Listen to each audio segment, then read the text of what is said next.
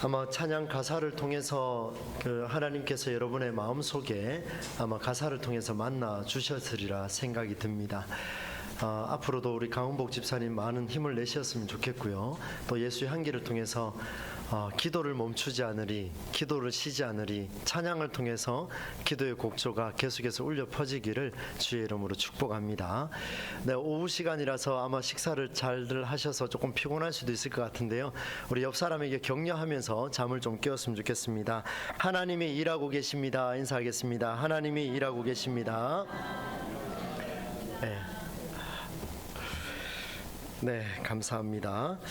오늘은 출애굽기 20장 말씀으로 여러분과 함께 좀 나누려고 하는데요.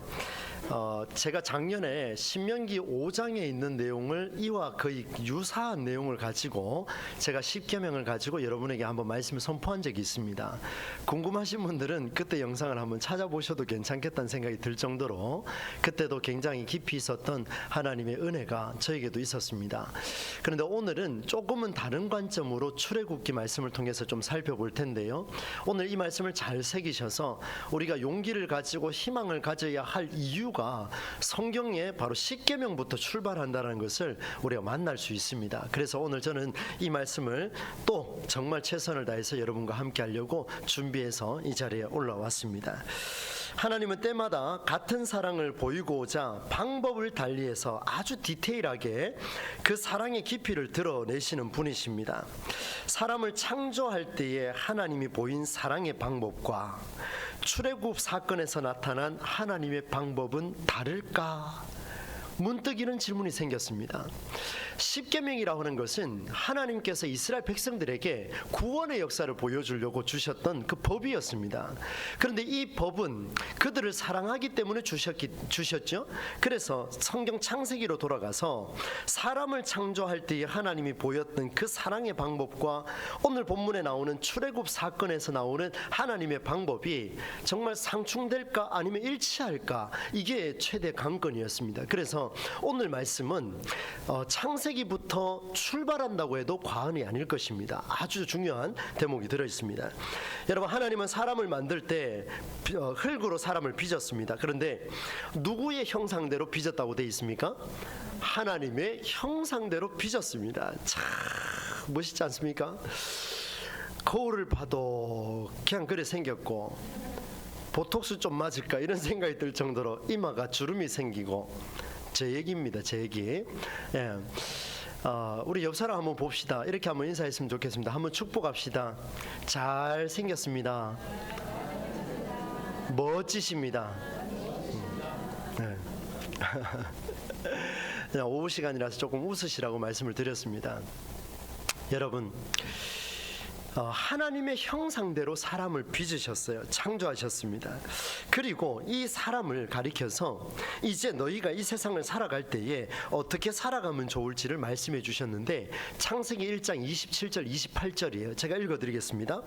하나님이 자기 형상 곧 하나님의 형상대로 사람을 창조하시되 남자와 여자를 창조하시고, 하나님이 그들에게 복을 주시며 하나님이 그들에게 이르시되 생육하고 번성하여 땅에 충만하라, 땅을 정복하라, 바다의 물고기와 하늘의 새와 땅에 움직이는 모든 생물을 어떻게 하라 그랬습니까? 다스리라, 이렇게 표현했습니다. 아하, 하나님의 형상대로 빚어주셨으니 하나님이 만들어 놓은 이 세상 전체를 이제 다스리고 정복하고 마음껏 누려야 되겠구나. 하나님 엄청난 복을 그렇게 부어주셨죠. 하나님은 그 형상대로 살아가는 방법을 주셨습니다. 생육하라, 번성하라, 충만하라, 정복하라, 다스리라. 이것이 하나님의 형상대로 지어주신 저와 여러분이 이 세상을 살아가는 방법입니다. 다스리라. 이게 무슨 말일까요? 이것은 땅과 모든 생물을 파괴하거나 이용할 대상으로 여기라는 말씀은 아닐 겁니다. 이미 작년에 제가 말씀을 드렸습니다. 그러면 어떻게 하면 이 사람이 생육하고 번성하고 충만하고 정복하고 다스리며 이 모든 피조물과 함께 조화롭게 살아갈 수 있을까요? 분명히 필요하지 않습니까? 왜냐하면 하나님이 6일 동안 창조하신 것들은 사람이 6일째 만들어져서 이 모든 것들을 잡아먹어라, 다 파괴해라, 네 마음대로 써라, 이렇게 말한 거 아니지 않습니까? 그렇다면 역으로 하나님이 사람을 빚으시고 이렇게 말씀하신 이유는 세상과 조화롭게 살아가라, 아름답게 유지해라, 창조의 가치를 절정에 올리라 라고 하신 하나님이 우리에게 주신 사명, 이렇게 정리할 수가 있겠습니다. 오늘 우리는 사명 받은 자들입니다. 무슨 사명요? 하나님의 형상대로 지음을 받았고 이 세상의 모든 것들과 조화롭게 살아가라고 하는 하나님의 명령인 사명을 우리가 받았습니다. 그 후에 세월이 많이 흘렀습니다. 아브라함부터 요셉에 이르는 시간을 보내고 이스라엘 민족이 이집트에서 해방하는 놀라운 사건이 벌어졌습니다. 하나님 모세를 택하셨어요. 그리고 그 엄청난 압제 속에서 신음하며 끙끙 앓던 지나온 삶의 여정을 돌아보니까 참 힘든 일밖에 없었습니다. 하나님 살려주십시오. 신음했던 이스라엘을 건져내셨습니다. 그 이유가 무엇입니까? 하나님이 그들을 해방하게 하신 가장 큰 이유는 창조 때부터 그 형상대로 빚은 사람에게 부여했던 사명을 잃을까봐,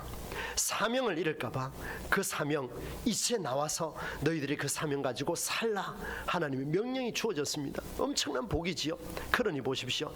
태초부터 있었던 하나님의 그 사명, 이집트에서 나오게 된 그 사명, 맥을 같이 하고 있다는 것을 볼 수가 있지요.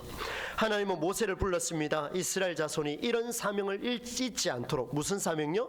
이 세상과 조화롭게 살아갈 수 있는 사명을 잊지 않도록, 이집트의 문화와 사상을 절대로 떠올리지 않도록 대안을 주셨는데, 그것이 바로 무엇인가 하면 십계명이었습니다. 모세를 불렀습니다. 시내산에 불렀습니다. 하나님 말씀하십니다. 내가 너희에게 준 사명을 이어줄 터인데, 그 사명을 이어줄 수 있는 중요한 고리가 있는데 그게 바로 십계명이다, 이렇게 말씀하셨고, 오늘은 제가 읽었던 1절부터 6절까지의 우리 함께 읽은 그 말씀은 두 개의 계명이 나오고 있습니다. 첫 번째 계명은 굉장히 강한 느낌으로 다가옵니다. 한번 읽어볼까요, 여러분? 3절 말씀입니다. 함께 읽습니다. 시작. 너는 나 외에는 내게 두지 말라. 와, 무섭죠, 그죠? 굉장히 무섭습니다. 하나님은 사랑의 하나님이신데 얼마나 질투가 강하신지, 너는 나 외에는 다른 신들을 내게 두지 말라. 아주 짧고 굵게 그냥 팍 하고 선언해버렸습니다. 한 번만 더 하기만 해봐라, 이렇게 되는 거죠. 절대로 두지 말라, 이렇게 말씀하셨습니다. 여러분, 질투하시는 하나님, 독단적일 만큼 하나님의 마음이 느껴집니다. 두 번째 계명을 한번 볼까요? 여러분, 4절과 5절입니다. 같이 한번 읽어보겠습니다. 시작. 너를 위하여 새긴 우상을 만들지 말고, 또 위로 하늘에 있는 것이나 아래로 땅에 있는 것이나 땅 아래 물속에 있는 것에 어떤 형상도 만들지 말며 그것들에게 절하지 말며 그것들을 섬기지 말라. 나 내 하나님 여호와는 질투하는 하나님이시다 라고 이렇게 말씀하셨습니다. 무슨 말입니까? 하나님께서 너를 위하여 새긴 우상을 만들지 말라. 위로 하늘에 있는 거, 아래로 땅에 있는 거, 땅속에 물속에 있는 거, 이 다 무슨 말입니까? 너희가 땅을 정복하라, 땅에 충만하라, 하늘의 새와 바다의 물고기와 땅에 움직이는 모든 생물을 어떻게 하라 그랬습니까? 다스리라 이야기했는데, 다스리라 이야기했는데 하나님 지금 금지하고 있습니다. 왜? 이유가 뭐냐면, 너를 위하여 물고기 만들고, 너를 위하여 사자를 만들고, 너를 위하여 뭔가를 만들고, 너를 위하여 생물을 다스리고 있는 그 모습은 내가 용납하지 않겠다, 이렇게 말했습니다. 다 포용해 주신 것 같았지만 조화롭게 살지 못하고 있는 그 모습이 오늘 본문에 드러나는데, 그게 뭐냐면 너를 위하여 뭔가를 만들지 말라, 이 말씀을 주셨어요. 이야, 이게 얼마나 무서운 말인가 하면요, 여러분 5절에 이어서 한번 읽어보겠습니다. 나 내 하나님 여호와는 질투하는 하나님인즉, 얼마나 무서운지 한번 읽어봅시다. 나를부터 있습니다. 시작. 나를 미워하는 자의 죄를 갚되 아버지로부터 아들에게로 3, 4대까지 이르게 하거니와. 3대, 4대, 그냥 다 씨를 말려버리겠다, 뭐 이런 표현이 갑자기 생각이 드는데요. 하나님 얼마나 질투가 강하시면, 너를 위하여 뭔가를 만든 게 있으면 그것들에 절한다? 난 용납할 수 없다. 절대로 용납하지 않겠다. 그래서 나는 너로부터 시작해서, 아니 내 아버지로부터 시작해서 3대와 4대까지 이르게 하며 너의 죄를 갚겠다. 그런데 6절에 가니까 더 기가 막힌 이야기가 나옵니다. 나를 사랑하고 내 계명을 지키는 자에게는 언제까지 은혜를 베푼다고요? 1000대까지 은혜를 베푸느니라. 하나님의 마음이 왔다리 갔다리 지금 계속 왔다 갔다 하고 있습니다. 여러분, 이런 사람 만나면 좋습니까? 안 좋습니까?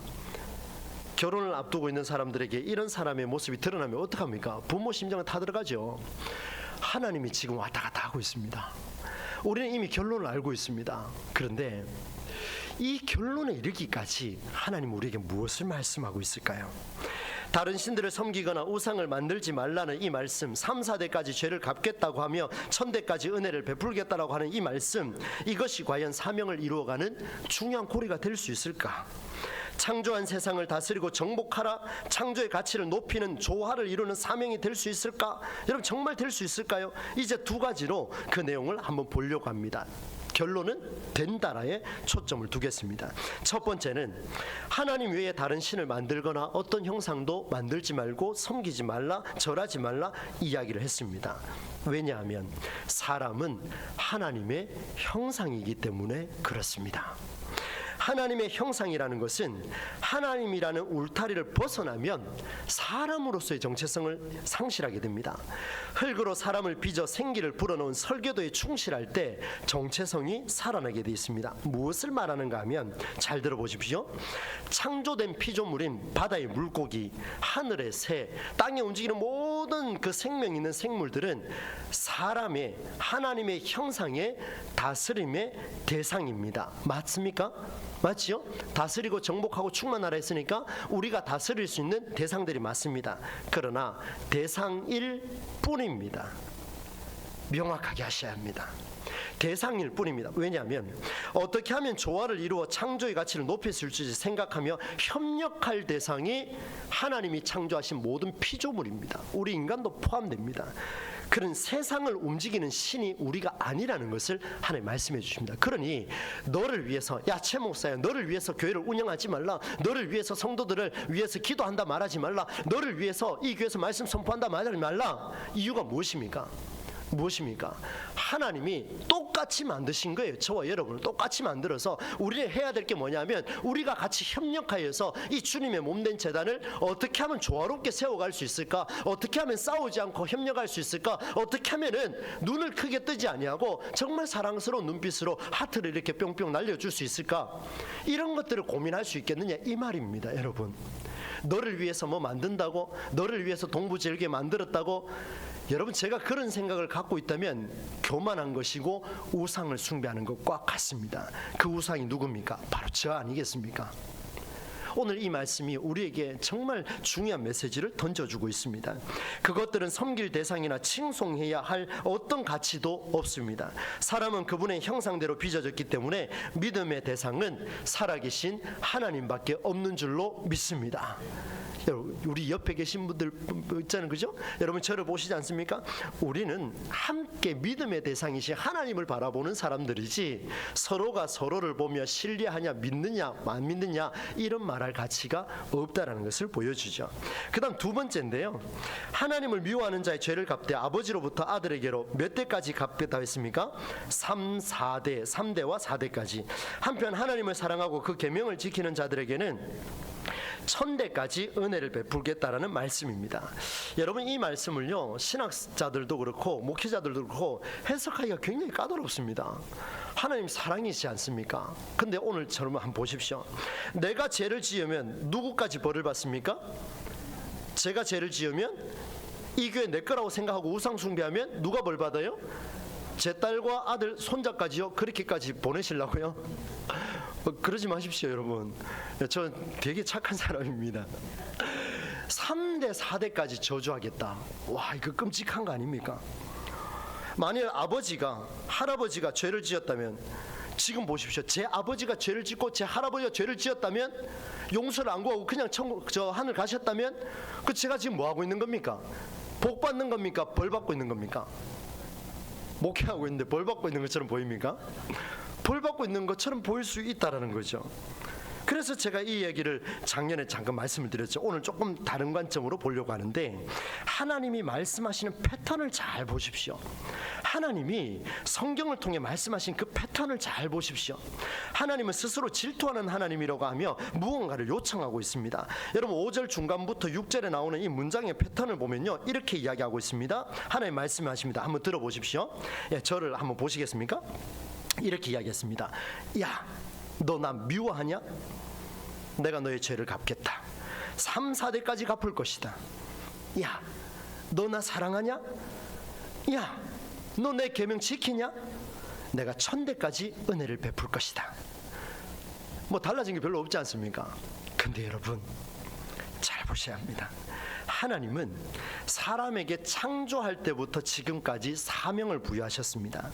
하나님이 사용하신 이 단어들, 나를 미워하냐?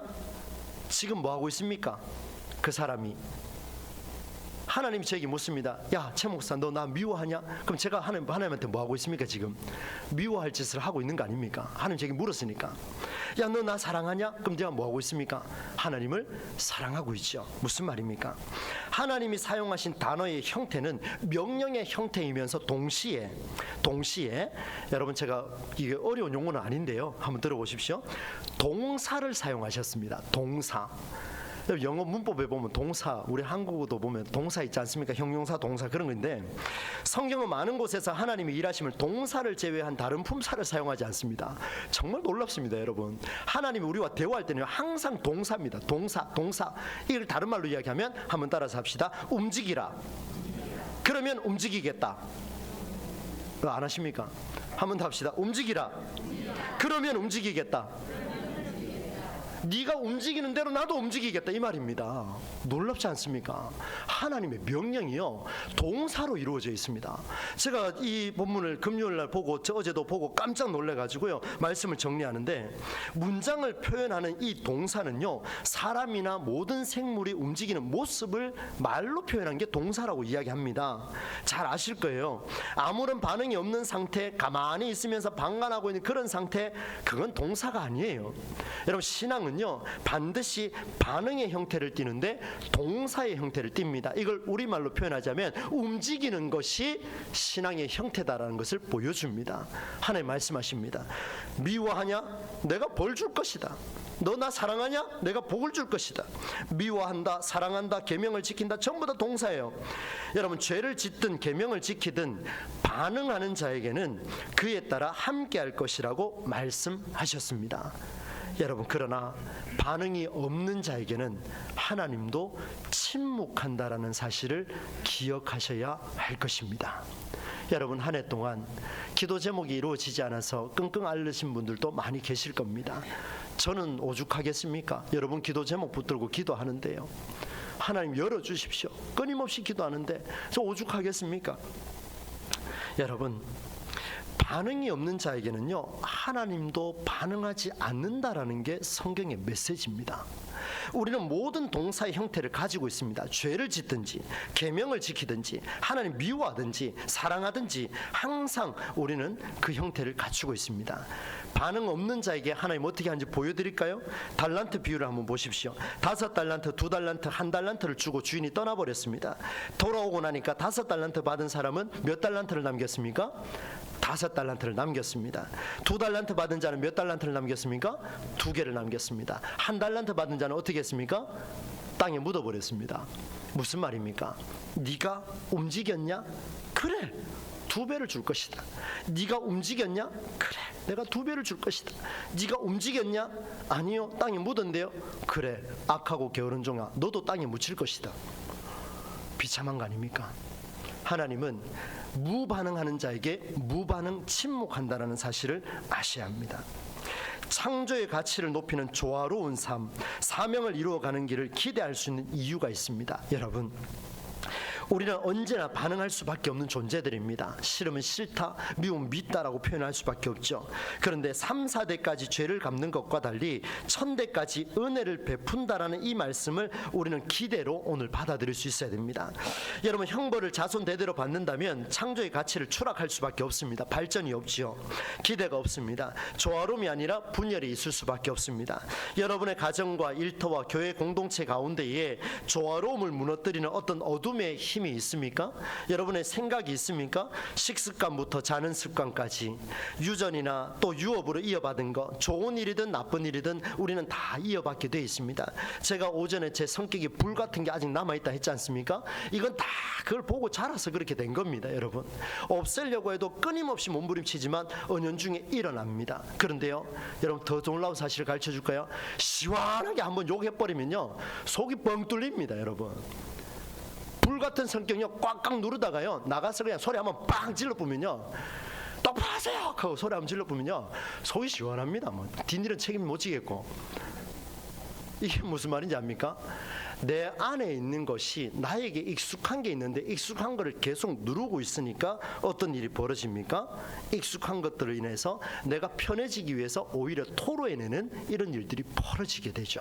그래서 오늘 성경은 뭐라고 이야기하냐면 좋은 일은 계승해야 되지만 나쁜 일은 답습하지 말라고 표현합니다. 이거 제가 한번 풀었습니다. 여러분, 놀랍게도요 어둠의 힘은 끊임없이 좋은 일마저도 무너지게 만듭니다. 그러면 여러분 포기할 것인가? 제가 이 불같은 성격을 이제 계속해서 죽여나가는데 또 터뜨릴 것인가? 포기하고 속 시원하게, 그죠? 가스알명수 안 먹어도 막 소화가 될 정도로 빵 터뜨릴 것인가? 저는 원고에 적었습니다. 노라고 적었습니다.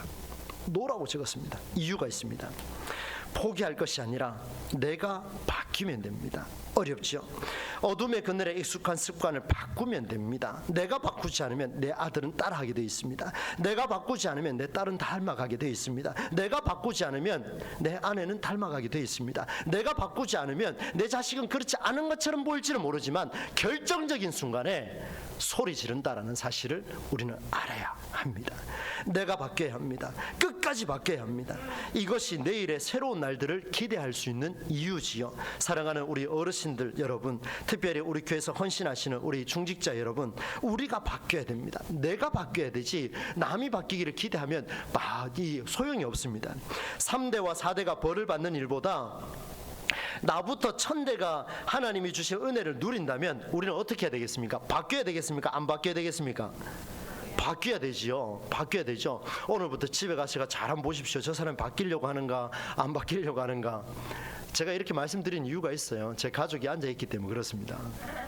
바뀔 것인가 안 바뀔 것인가 유심히 한번 보십시오. 정말 내 자녀와 내 가문에 우리 교회에 1000대까지 은혜를 받기를 원하는 자는 오늘 나가서 동사할 겁니다. 움직일 겁니다. 내가 바뀌려고 몸부림칠 겁니다. 안 된다 안 된다 안 된다라고 말하는 게 아니라 나 때에 끊어버려야 됩니다. 끊어야 돼요. 완전히 끊어버려야 돼요. 할렐루야. 끊을 수 있기를 주의 이름으로 축원합니다. 정말 강력하게 제가 외칩니다. 여러분, 끊읍시다. 여러분, 내 부모 원망하지 말고, 내 배우자 원망하지 말고, 우리 교회 신앙의 선배들 욕하지 말고 나 때에 끊으면 됩니다. 나 때에 끊어서 이 교회에 몸담고 하나님이 이 성전을 건축하실 때 얼마나 멋지게 하셨습니까? 그 3, 4대까지 벌 주려고 하셨습니까? 아니지요. 1000대까지 은혜를 베풀려고 그렇게 하셨습니다. 오늘의 좌절, 오늘의 좌절을 가져온 이전 세대를 향해 잘못됐다라고 말하기 이전에, 이 시대를 바라보며 이 나라를 바라보며 참 심각하다라고 말하기 이전에 내가 먼저 바뀝시다. 그러면 역사는 일어나게 되어 있습니다. 한번 해봅시다. 여러분, 5절에서 만약에 여러분 끝이 났다면 우리에게 희망이 없지만 6절이 있기 때문에 우리는 1000대가 누릴 수 있는 은혜를 기대하며 지금 새로운 날들을 기대할 수가 있습니다. 하나님이 태초부터 인간을 만드시고 창조의 가치를 살려낼 사명을 주셨는데 그 사명은 십계명에서 무엇으로 드러났느냐? 바로 나 때에, 내 당대에 잘못된 것은 과감하게 끊어버려라. 그것을 우리에게 십계명을 통해 사명으로 주셨습니다. 여러분, 참 중병에 걸리게 되면요, 저희 가정에 제가 그런 일이 있었기 때문에 한 가지 예를 들고 이제 마무리를 하겠는데요. 중병에 걸리면 병원에 가면 제일 먼저 묻는 게 있습니다. 가족력이 있습니까? 왜 남의 가족까지 덜 먹인지 모르겠어요. 근데 그 말이요, 세월이 흐르면 흐를수록 더 간절하게 다가옵니다. 무슨 말입니까? 병만 옮깁니까? 아니요. 식습관, 자는 습관, TV 보는 습관, 말하는 습관, 전화 받는 행동, 걸음걸이 똑같이 닮아갑니다. 만약에 그것이 잘못된 것이 있다면 나 때 끊으면 됩니다. 부모한테 말하지 마시고, 형제한테 말하지 마시고, 우리 교회 선배들한테 말하지 마시고 우리가 끊으면 되잖아요. 그죠? 우리 어르신 여러분, 우리가 끊으면 되지 않습니까? 그래서 여러분들이 이제 신앙의 유업을 넘겨줄 때에 3, 4대까지 내려가는 악습관을 넘겨주는 게 아니라 우리 교회는 정말 문을 활짝 열어서 모든 사람이 들어와서 하나님의 영광을 누리고 그 찬송하며 기뻐 뛸 수 있는 그런 공간을 만들어가는, 어쩌면 가장 성경적인 교회를 세워가는 일에 우리가 남겨줄 수만 있다면 여러분이 걱정하지 않아도 천대까지 하나님은 약속해 주신다, 그렇게 말씀을 하고 있습니다. 사랑하는 여러분, 창조의 가치를 살려낼 조화로운 삶은요, 나와 가족, 나와 자연, 나와 교회, 삶의 부분까지 모두 나의 변화를 요청하고 있음을 잊지 않으시기를 바랍니다. 다스리라 했습니다. 너를 위해 다스리라, 천만의 말씀이요. 충만하라, 너를 위해 아닙니다. 너를 다스리라. 나의 변화가 있을 때 세상은 바뀝니다. 하나님이 5절에서 멈추지 않고 우리에게 6절을 남겨주셨기에 성경은 우리에게 변화를 요청합니다. 5절로 끝이 났다면 우린 변화할 이유가 없지요. 5절에서 6절로 탁 넘어오는 그 중간 사이에 엄청난 메시지가 있는데, 그게 변화하는 우리를 요청하시고 변화하는 나를 통해 세상을 은혜로 채우기 원하시는 하나님의 은혜가 우리에게 주어졌습니다. 사랑하는 여러분, 신방을 하고 이렇게 20년 목회를 하면서 느꼈던 게 있습니다.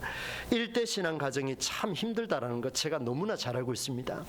참 부족하지만 저는 모태 신앙으로 자라서 일대 신앙이 겪는 그 고충을 제가 잘 모릅니다.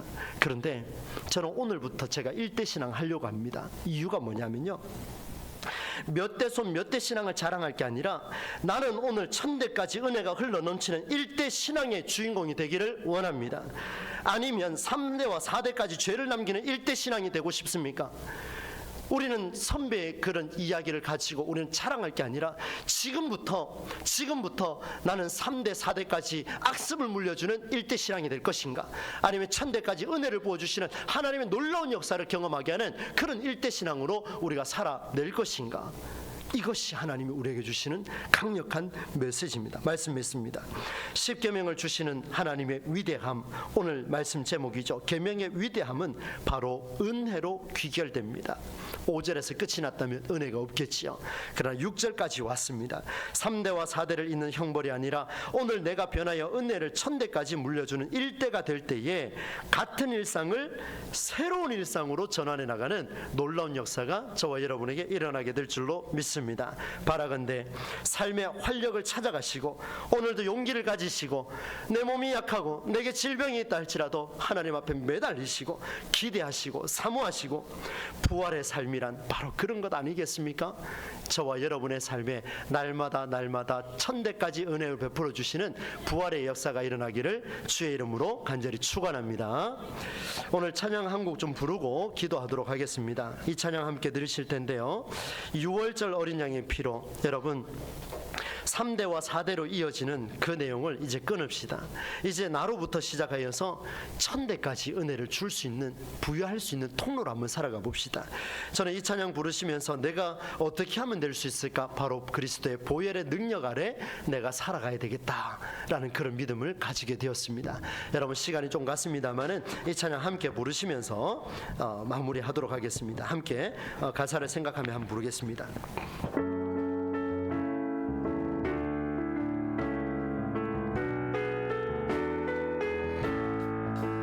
6월절 어린 양의 피로 나의 삶의 문이 열렸네.